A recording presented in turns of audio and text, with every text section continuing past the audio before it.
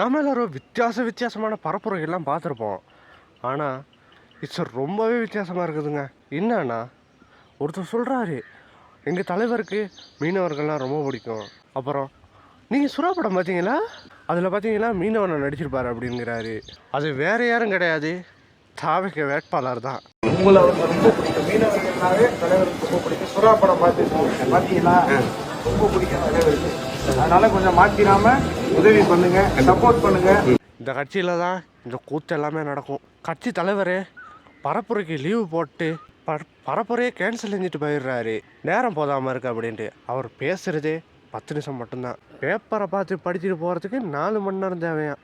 அதனால 4 மணி நேரம் கொடுக்கலையா, 1 மணி நேரம் தான் கொடுத்துட்டாங்க, நம்மளை முடக்கிறாங்க. இதனால் டிஎம்கே எங்களை முடக்குது அப்படின்னா என்ன அர்த்தம்? டிஎம்கேக்கும் எங்களுக்கு தான் போட்டி அப்படின்னு சொல்கிறாங்க. ஐயோ சாமி, ஏறலை. இப்போ எல்லாமே தேர்தல் ஆணையத்தோட கட்டுப்பாட்டில் போயிடுச்சு, எல்லா நிர்வாகமும் போயிடுச்சு. அப்போ இருந்தும் டிஎம்கே நம்மளை முடக்குது அப்படின்னு உருட்டிட்டு தெரியுறாங்க. மற்ற கட்சிகளில் நமக்கு பல முரண்பாடுகள் இருக்கும். அவங்க கருத்து சரியில்லாமல் இருக்கலாம், அவங்க ஊழல்வாதியாக இருக்கலாம். ஆனால் அவங்க பரப்புரைன்னு வந்துட்டா நேரம் காலம் பார்க்க மாட்டாங்க. அவங்க தொடர்ந்து பரப்புரையை நிகழ்ச்சிக்கிட்டே போவாங்க. ஆனால் இந்த கட்சியில் தான் பரப்புரைக்கு லீவ் விட்டுட்டு வீட்டில் ஜாலியாக இருக்கிறாங்க. சில பேர் என்ன செய்ய ஆரம்பிச்சிட்டாங்கன்னா, தலைவர் எப்படியும் வரமாட்டார் பரப்புரைக்கு, நம்ம அவரோட சிலையை வச்சு கொண்டு போய் பரப்புரை செய்வோம் அப்படின்ட்டு. ஆனால் பாவிகளா, இப்படி இல்லாமல் இறங்குவீங்க?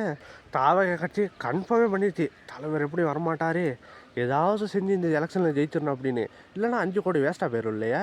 5 கோடி கொடுத்து சீட் வாங்கியிருக்காங்க, சும்மா இல்லை. அந்த காசு வீணாக போயிடுச்சுன்னா நஷ்டம் தான், திரும்ப வாரத்துக்கு வாய்ப்பே கிடையாது. அது ஆற்றுல போட்ட மாதிரி தான். இப்போ சீட்டை விற்கிறவங்க பிற்காலத்தில் நாட்டை விற்க மாட்டாங்கன்னு என்ன நிச்சயம்?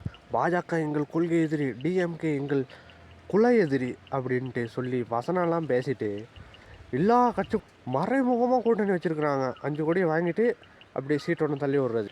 டிவிக்கோட கொள்கையும் சரியில்லை, அவங்களோட பழக்கமும் சரியில்லை அப்படின்ட்டு தான் நிறைய பேர் அந்த கட்சியிலேருந்து விலகி என்டிகேயில் போய்ட்டு இணைஞ்சிட்டாங்க. அவங்க தெளிவாகிட்டாங்க, மற்றவங்க எப்போ தெளிவாக போகிறாங்களோ தெரில.